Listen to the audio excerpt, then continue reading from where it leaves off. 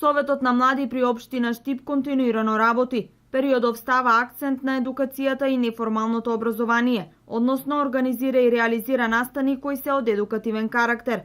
Откако минатите викенди беа реализирани обуките за правопис и говор, како и обуката за подобрување на начинот на представување на младите, веќе следните обуки ќе се одржат овој и наредниот викенд.